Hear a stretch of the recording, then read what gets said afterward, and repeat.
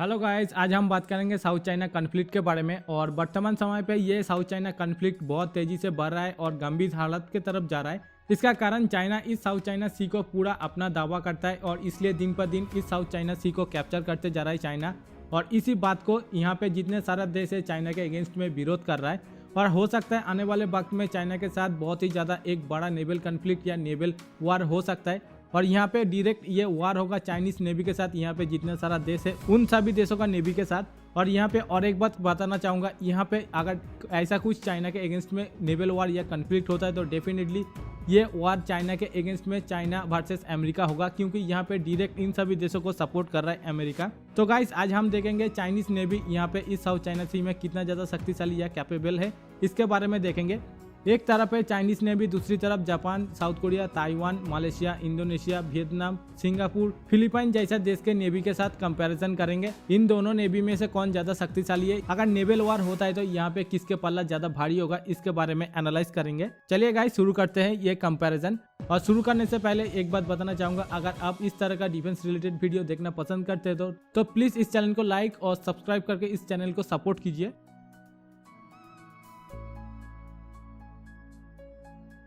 तो गाइस, इसके बाद सबसे पहले एयरक्राफ्ट कैरी के बारे में बात करेंगे। और यहाँ पे चाइना के पास दो एयरक्राफ्ट कैरीज है, और जहाँ पे एक है लियोनिंग क्लास जो 67,500 टन और दूसरा है सैंडोंग क्लास जो 70,000 टन वजन का है। दूसरी तरफ कोalition फोर्स के पास कोई एयरक्राफ्ट कैरीज मौजूद नहीं है, जिसके वजह से साउथ चाइना सी में चाइना को काफ़ी ज़्यादा एडवांटेज मिलने वाला है। गाइस, इसके बाद हेलीकॉप्टर कैरीज की अगर बात की जाए तो वर्तमान समय पे चाइना के पास दो हेलीकॉप्टर कैरीज मौजूद है, टाइप 075 क्लास नाम का जो 40,000 टन का है। दूसरी तरफ कोalition नेवी के पास 6 हेलीकॉप्टर कैरीज है, जहां पे जापान के पास 4 हेलीकॉप्टर कैरीज है और साउथ कोरिया के पास 2, जिसमें से जापान के पास 2 इजुमो क्लास हेलीकॉप्टर कैरीज है जो 27,000 टन है। दूसरी तरफ हाइवा क्लास 2 हेलीकॉप्टर कैरीज है जो 19,000 टन है। और साउथ कोरिया के पास 2 डोगडो क्लास का हेलीकॉप्टर कैरियर्स मौजूद है। गाइस, यहाँ पे एयरक्राफ्ट कैरियर और हेलीकॉप्टर कैरियर के बारे में अगर बात की जाए तो चाइना के पास काफ़ी ज़्यादा एडवांटेज रहेगा कोalition फोर्स के तुलना में। तो गाइस, यहाँ पे अगले चरण में बात करेंगे नेवी का सबसे बड़ा और सबसे शक्तिशाली जहाज के बारे में, डिस्ट्रॉयर शिप्स के बारे में। वर्तमान समय पे चाइना के पास टोटल 42 शिप से भी ज़्यादा डिस्ट्रॉयर शिप्स मौजूद है, और जिसमें सबसे घातक शिप माना जाता है टाइप 055 क्लास डिस्ट्रॉयर शिप जो 13,000 टन है, और type 052D, type 052C, type 052B और टाइप 052 क्लास का डिस्ट्रॉयर शिप्स मौजूद है जो 7,500 टन, 7,000 टन, 6,100 टन और 4,800 टन का ये जहाज मौजूद है। टाइप 051 क्लास डिस्ट्रॉयर शिप्स जो 7,100 टन का, और इसके अलावा टाइप 956 का ई और EM वर्जन भी चाइनीज नेवी के पास मौजूद है जो 7,900 टन का जहाज है। दूसरी तरफ अगर कोalition नेवी के बारे में कहा जाए तो कोalition नेवी के पास टोटल 54 डिस्ट्रॉयर शिप्स मौजूद है, और जिसमें से सबसे ज़्यादा जापान के पास 36 जहाज मौजूद है। उसके बाद साउथ कोरिया के पास 12 जहाज, ताइवान के पास 4 जहाज और ऑस्ट्रेलिया के पास 3 जहाज मौजूद है। और यहाँ पे कोalition नेवी में सबसे ज़्यादा घातक जहाज माना जाता है सबसे पहला साउथ कोरिया का सेजंग द ग्रेट क्लास जो 10,600 टन। उसके बाद जापान के पास माया क्लास डिस्ट्रॉयर जो 10,000 टन। उसके बाद कोंगो क्लास जो 9,500 टन। उसके बाद ताइवान के पास कीलोंग क्लास डिस्ट्रॉयर जो 7,450 टन। ऑस्ट्रेलिया का HMS हर्बर्ट नाम का डिस्ट्रॉयर शिप जो 7,000 टन। इसके अलावा जापान के पास असाई नाम का डिस्ट्रॉयर शिप मौजूद है जो 6,800 टन, और आखी जो कि वो भी 6,800 टन। इसके अलावा जापान के पास और भी ताकानाम और मुरासामी नाम का डिस्ट्रॉयर शिप मौजूद है जो 6,400 और 6,200 टन का वजन है। दूसरी तरफ साउथ कोरिया के पास चुंगमुगोंग जो 5,520 टन, और दूसरी तरफ जापान के पास आसागिरी नाम का एक डिस्ट्रॉयर शिप मौजूद है जो 5,200 टन का है। तो गाइस, यहाँ पे अगर देखा जाए तो डिस्ट्रॉयर शिप्स के मामले में कोalition फोर्स के पास वेराइटीज क्वालिटी का डिस्ट्रॉयर शिप्स मौजूद है। और दूसरी तरफ चाइना के बारे में अगर बात की जाए तो चाइना यहाँ पे काफ़ी ज़्यादा कमज़ोर नंबर में दिखाई दे रहा है। तो गाइस, अगले चरण में देखेंगे हम फ्रिगेट शिप्स के बारे में। और चाइना के पास टोटल 45 यूनिट फ्रिगेट शिप्स मौजूद है वर्तमान समय पे, जिसमें सबसे ज़्यादा टाइप 054 क्लास का फ्रिगेट मौजूद है, लगभग 35 यूनिट के आसपास फ्रिगेट शिप्स मौजूद है। इसके अलावा type 053H3, type 053H14, type 053H1 frigate ships मौजूद है चाइनीज नेवी में। दूसरी तरफ कोalition फोर्स के पास टोटल फ्रिगेट की तादाद है 78 यूनिट, और जिसमें सबसे ज़्यादा ताइवान के पास फ्रिगेट मौजूद है 22 यूनिट।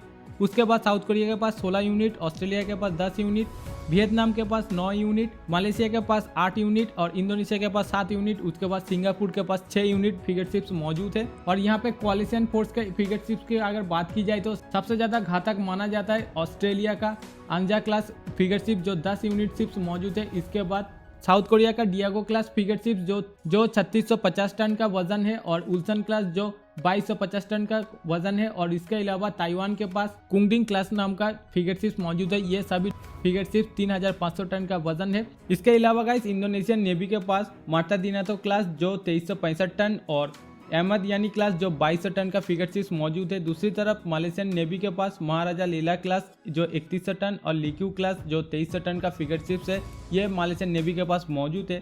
इसके अलावा सिंगापुर के पास फॉर्मिडेबल क्लास जो 3200 टन का फ्रिगेटशिप है, ये फ्रिगेटशिप सिंगापुर नेवी में मौजूद है।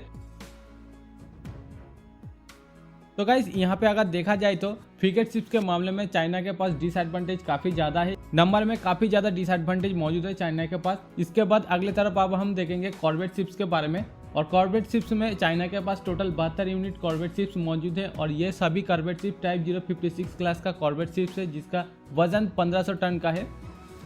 दूसरी तरफ कोalition नेवी के पास टोटल कॉर्वेट शिप्स की तादाद 60 यूनिट कॉर्वेट शिप्स है, जिसमें सबसे ज़्यादा इंडोनेशिया के पास कॉर्वेट शिप्स है 24 यूनिट, उसके बाद वियतनाम के पास 14 यूनिट, उसके बाद साउथ कोरिया के पास 11 यूनिट और मलेशिया के पास 6 यूनिट, सिंगापुर के पास भी 6 यूनिट कॉर्वेट शिप्स मौजूद है।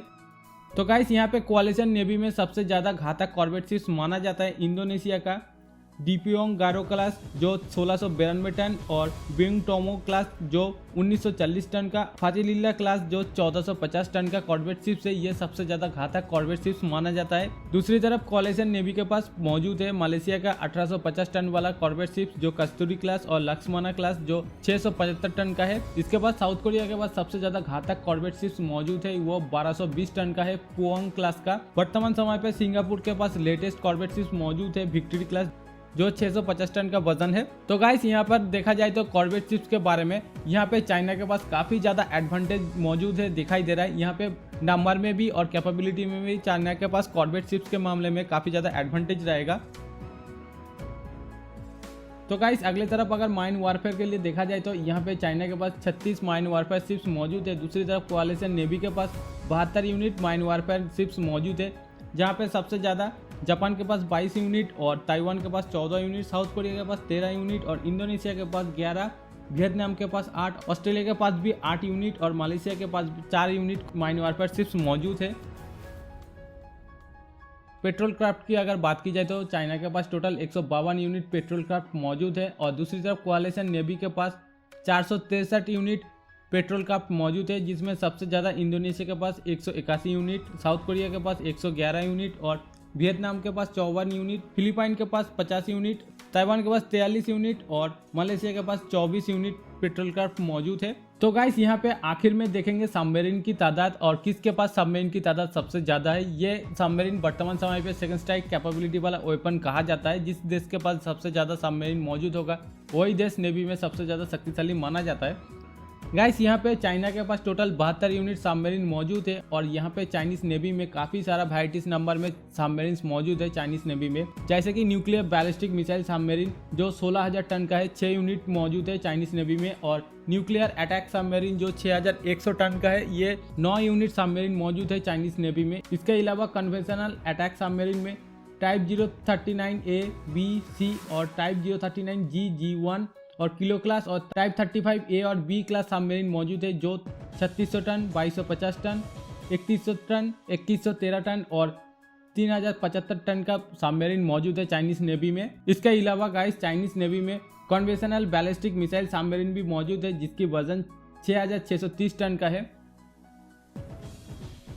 गाइस दूसरी तरफ कोalition नेवी की अगर बात की जाए तो कोalition नेवी के पास इस वक्त कोई न्यूक्लियर सबमरीन मौजूद नहीं है, जो एक डिसएडवांटेज है चाइनीज नेवी के तुलना में। जैसे कि कोalition नेवी में वर्तमान समय पर 70 यूनिट सबमरीन मौजूद है, जिसमें सबसे ज़्यादा साउथ कोरिया के पास 22 यूनिट, जापान के पास 21 यूनिट, ऑस्ट्रेलिया के पास 6 यूनिट, वियतनाम के पास 6 यूनिट, सिंगापुर के पास 5 यूनिट, इंडोनेशिया के पास 4 यूनिट और ताइवान के पास 2 यूनिट सबमरीन मौजूद है।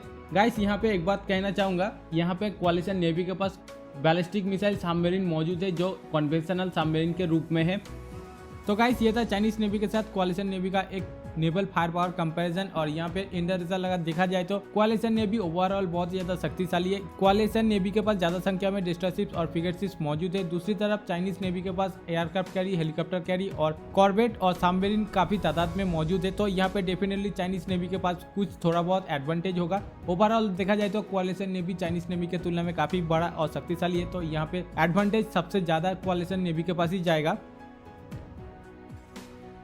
और एक बात गाइस, यहाँ पे इस साउथ चाइना सी मैप को अगर आप गौर से देखोगे तो इस साउथ चाइना सी में वाटर बॉर्डर लाइन के साथ फिलीपीन, मालयसिया, ब्रुनेई और वियतनाम और इंडोनेशिया देश है। और फिलीपीन के अलावा हर एक देश का इकोनॉमी चाइनीज के ऊपर काफी ज्यादा डिपेंडेड है और यहाँ पे हर एक देश चाइना के अगेंस्ट में डायरेक्ट वॉर जाने के लिए मना कर दिया है। और एक बात यहाँ पर कहना चाहूंगा, चाइना अगर इस साउथ चाइना सी में स्ट्रेटेजिकली अगर स्ट्रॉन्ग पोजिशन में मौजूद है, डेफिनेटली चाइना के लिए भी काफी ज्यादा डिसएडवांटेज भी है इंडोनेशिया के नाम पर। क्योंकि आप इस मैप को अगर अच्छी तरह से देखोगे तो यहाँ पे इंडोनेशिया बहुत ही ज्यादा इंपॉर्टेंट रोल रखने वाला है आने वाले वक्त में चाइनीज इकोनॉमी के लिए, क्योंकि इस साउथ चाइना सी का हर एक जहाज इंडोनेशिया से गुजरता है। अगर इंडोनेशिया डायरेक्ट चाइनीज जहाज को ब्लॉकेज करता है तो डेफिनेटली ये चाइना के लिए बहुत ज्यादा डिसएडवांटेज होगा। गाइस यहाँ पे और एक बात कहना चाहूँगा, यहाँ पे सिर्फ पावरफुल नेवी और पावरफुल मिलिट्री होने से कुछ होगा नहीं, क्योंकि इस साउथ चाइना सी में काफ़ी सारा कंट्री मौजूद है। और इसके अलावा इस साउथ चाइना सी में इंटरनेशनल सपोर्ट काफ़ी ज़्यादा इंपॉर्टेंट माना जाता है, क्योंकि इस साउथ चाइना सी में कोलिशन नेवी को पीछे से डायरेक्ट सपोर्ट कर रहा है यूनाइटेड स्टेट्स ऑफ अमेरिका। और यहाँ पे अगर जंग होता है तो चाइना के साथ डायरेक्ट अमेरिका के साथ ही टक्कर होगा। तो यहाँ पे चाइना का कोशिश ये रहेगा ज़्यादा से ज़्यादा इंटरनेशनली सपोर्ट चाइना के पास मौजूद होना चाहिए। तो यहाँ पे देखते हैं चाइना कितना ज़्यादा इंटरनेशनली सपोर्ट के लिए तैयार है और कितना ज़्यादा कैपेबल है। ये इंटरनेशनली एनालाइज करने से पहले एक बात बताना चाहूँगा, चाइना सेकंड लार्जेस्ट इकोनॉमी वाला कंट्री है। इसके साथ यूएन में परमानेंट मेंबर भी है, जिसके वजह से चाइना के पास वीटो पावर मौजूद है। डेफिनेटली इंटरनेशनली एक अच्छा खासा एडवांटेज और सपोर्ट चाइना के पास मौजूद होगा।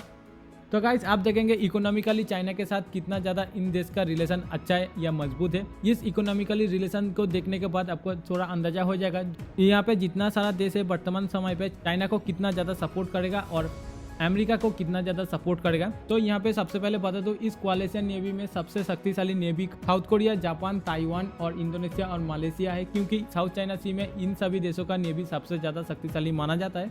जापान की इकोनॉमी अगर देखोगे तो जापान हर साल एक्सपोर्ट करता है $750 बिलियन, चाइना में 22%, अमेरिका में 18%, आसियान में 14% और यूरोपीय यूनियन में 9%। दूसरी तरफ इम्पोर्ट करता है $616 बिलियन, चाइना में से 25%, आसियान में 15%, यूरोपीय यूनियन और अमेरिका से 11%। दूसरी तरफ साउथ कोरिया की इकोनॉमी अगर कहा जाए तो हर साल एक्सपोर्ट करता है $644 बिलियन, वहीं पे चाइना में 25%, आसियान में 17%, अमेरिका में 14% और यूरोपीय यूनियन में 9%। दूसरी तरफ इंपोर्ट करता है $615 बिलियन, चाइना में से 23%, अमेरिका से 12%, यूरोपीय यूनियन और आसियान में 11%। दूसरी तरफ ताइवान की अगर बात की जाए तो ताइवान हर साल एक्सपोर्ट करता है $345 बिलियन, चाइना में 30%, आसियान में 15% और अमेरिका में 14%। दूसरी तरफ इंपोर्ट करता है $286 बिलियन, चाइना में से 22%, जापान में से 16%, आसियान में 12% और अमेरिका में से 11%।